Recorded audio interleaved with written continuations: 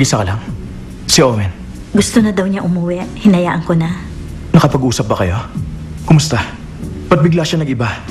May problema ba sa isip niya? Psychological trauma yon. Ang memory niya ngayon nung 21 siya. Naalala niya ang lahat na nangyari sa naganap na aksidente. Pero wala siyang memorya ng pagkatapos noon at hanggang ngayon. So ano na mangyayari sa kanya? Mabubuhay pa rin ba siya ng normal? Hindi mo kailangang problemahin yan. Sa totoo lang, madali niya natanggap kung anong buhay niya ngayon. Ang sabi nga niya, gustong-gusto niya ang nangyari sa buhay niya eh. Gustong-gusto niya? Alin dun? Gusto daw niya mag-matured kagad. And he wakes up as an adult. Para nga daw pelikula eh.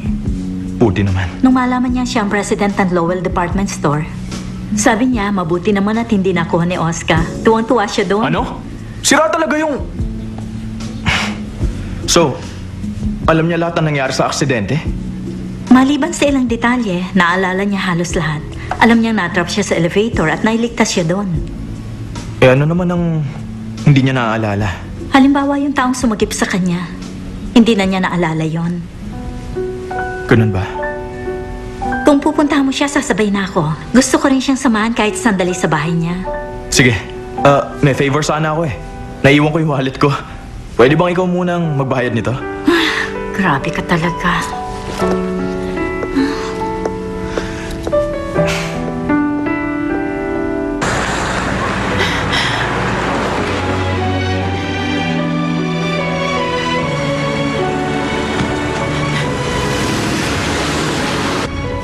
Manong, bilisan niyo po.